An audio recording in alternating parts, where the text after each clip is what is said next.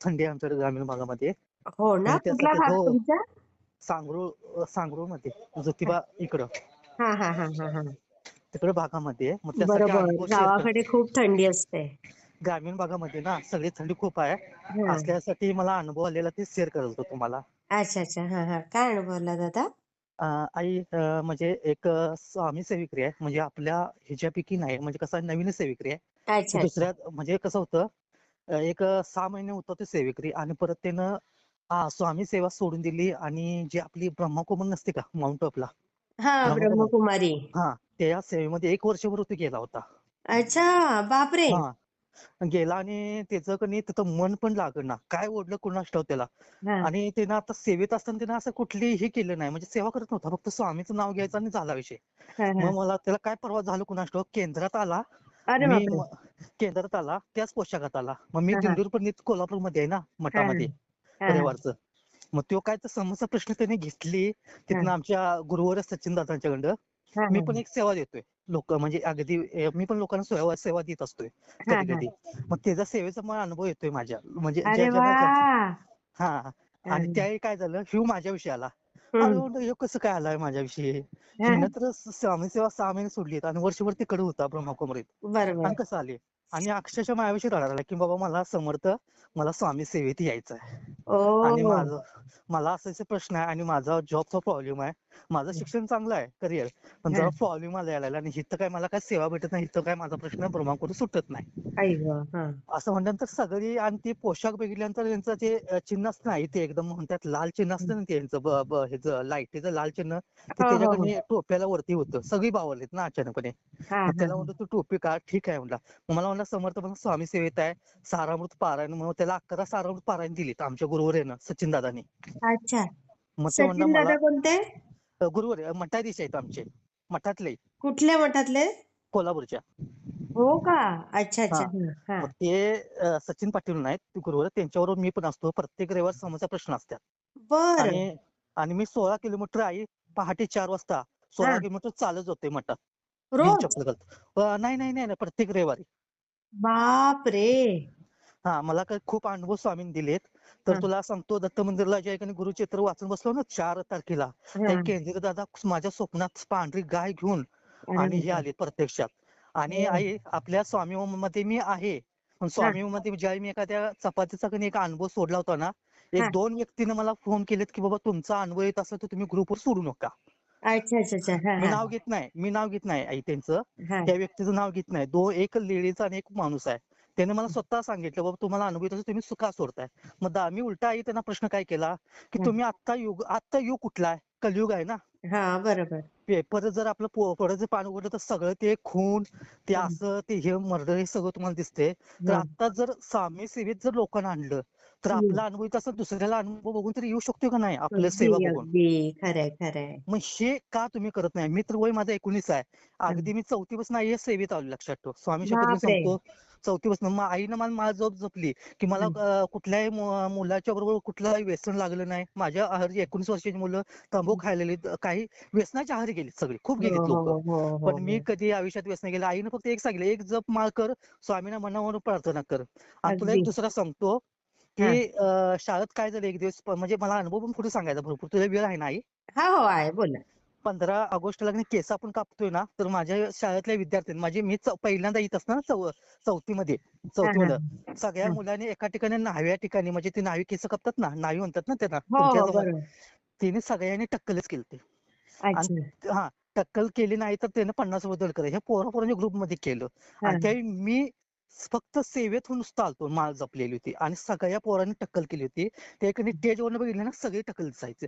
जसं ओ. एखादं वडील वारतात ना आपल्या 12व्या दिवशी सगळं ते हे हो खवर हो करतात, हो हो. तसं सगळं केलं. आणि अक्षरशः माझ्या चुलता खूप भडकला. माझा चुलता खूप कडक आहे, अजून देखील कडक आहे. अच्छा. आणि ते बोलवून घेतलं, मला मारून मी स्वामी अक्कलकोटला गेलो. म्हणजे माझ्या ह्यांच्या सगळं मम्मी सगळं अक्कलकोटला गेलो. अरे वा. अक्कलकोटला गेलो. रागांमध्ये मारणार म्हणून मला, हा कारण हा त्यांचा मार लय खूप वाईट आहे. हा. गेलो अक्कलकोटला. तर आईकडे पहिली चोळाप्पाच्या समाधीकडे गेलो, तर तिथं अच्छा. आईकडे एक स्वामींची प्रतिमा होती. ती हा माझ्याकडे हा. अक्षरशः कडे बघते अशी वाटलं मला, ती माझ्याकडे बघत्या, ओ. लखलूक करते अशी माझ्याकडे वाटलं. आणि हा मला वेगळं वाटलं. काही नाही, म्हणजे आई त्यांनी मम्मा म्हणलो प्रतिमा ही घ्यायचीच म्हणलो हा माझ्याकडून. आणि ती प्रतिमा कधी मी उचलली तर आईच्या खिशात फक्त कधी 500 रुपये होतात.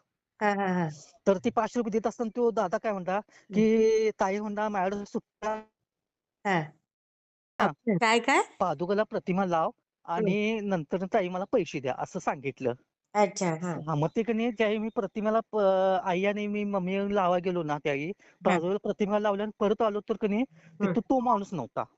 अरे. मग हा तो माणूस नव्हता त्याला आम्ही पैसे दिले तर तो कबूल होईना की हा. माझ्यातली प्रतिमा नेली नाहीच म्हणला ही अय्या. माझ्यातली प्रतिमा नव ही नवच माझी म्हणला प्रतिमा अगं अक्षरशः बाई. ही माझ्या हा असंच म्हणाला काय झालं कुणास ठाऊक. आणि ही प्रतिमा तर मी छाती लावली म्हणलो हं. काका तुमच्या पाया पडतो म्हणलो दहाव्या तुमच्या इथं दुसरा कोणतरी भाऊ असेल आणि हं. त्याच्याकडे आम्ही प्रतिमा घेतलं सुट्ट नव्हतं तुम्ही आम्हाला सांगितलं की तुम्ही प्रतिमा पादुका लावा. तर अगं. मला आमच्या मम्मीच्या पाया पडत ताई तुमच्या विनंती करतो सकाळ सकाळचं वांदं नको म्हणणं माझी भावानी पाहिली आहे माझ्या ती प्रतिमा दिसत नाही. मग अय्या. तिथल्या आजीबाईने कणी एक त्यांची आई ज्येष्ठ आहे हं. 55 पण तिने घरात बोललं आम्हाला चहा बोललं हं. तर सांगितले की माझा एकच मुलगा आहे म्हणला ह्यो थांबला इथं. मग सकाळी कोण थांबला असेल. अय्या. म्हणजे बघ आई म्हणजे कसं स्वामी सेवेत त्यावेळी कसं आलो. हो. काही ना काही म्हणजे हळूहळू साक्षात्कार देतातच स्वामी. मग आईकडे माझ्या मित्राला सांगायचं झालं तर 11 पारायण दिले होते त्याला. आणि बर. त्याला स्वामी फक्त ते नाव घेतात पण सारामत कसं वाचायचं काही करायचं काही माहित नव्हतं त्याला. हा संकल्प कसा स्वामींचा सोडायचा हा काही नव्हतं त्याला. हा मला म्हणला समर्थ माझ्यासोबत म्हणला फक्त माझ्यासोबत पारायणला बस म्हणला कारण 11 पारायण दिलं ते मला माहित नाही. हा संकल्प कसा करायचा नवीन मी सेवेकरी आहे. आता मी आई तर मी नाही म्हणणार नाही. हा का हा. नाही म्हणणार नाही तर स्वामी सेवेकरी घडला तर आपल्याला पुण्य मिळतंय. बरोबर अगदी. हा कारण मला माहित आहे पुण्य घडत तर पण मी प्रत्येक दादांचं पण युट्यूबला बघतोय स्वामी सेवेवर घडवा तुम्ही घडवून चांगलं करा लोकांचं ही भावना. अगदी बरोबर. मग आई मी काय केलं स्वामींना तिथंच मठामध्ये प्रार्थना केली संकल्प केला की हा. ह्याच्यासाठी मी 2 दिवस पारायण तुझ्या सोबत करेन राहिलेलं पारायण तू करायची म्हणला. अच्छा. मग हा हा मग काय केलं मी 2 दिवस आई त्याच्यासोबत पारायण अगदी केलं. हा त्यांची आई आहे ना मन लावून ऐकाली आणि मला अक्षरशः त्याच्या आईनं मला जवळ घेतलं की बाळ माझ्या मुलाचं चांगलं केलंस का तर हा. ब्रह्मकुमारात जर गेलो तर ते लग्न करायला नसतं लक्षात ठेवा. हो म्हणजे ना. ते हा नाही नाही नाही नाही पांढऱ्या पोशाख मध्ये मुलगी गेली तर त्यानं लग्न करायला नाही आयुष्यभर तसंच राहायचं तिनं. अच्छा अच्छा. हा हा मग ते झाल्यानंतर की नाही 2 पारायण केलीत आणि दुसऱ्या पारायण दिवशी की नाही हा म्हणलो बघ मला म्हणलं आरती कसं घ्यायचं त्याला निवद दाखवायचा मी निवद घेऊन येतो म्हणलो तुझ्यासाठी. हा हा मी निवद घेऊन येतो. निवद दाखविला आहे त्याला खीर पुरणपोळीचा हा. माझ्या स्वतःच्या घरातलं ताट घेऊन पुरणपोळी दाखविली मी त्याला निवद दाखविला स्वामींना. अरे वा. आणि पारायण झालं हा आणि आई मी नुसतं घरात जातोय. हा त्यांच्या म्हणजे त्यांच्या मधलं घरात जातोय म्हणजे पहिला सोपा स्वामींचा आहे. हा दुसरा मार्ग किचन तर तिसरा आहे ते बाथरूमला.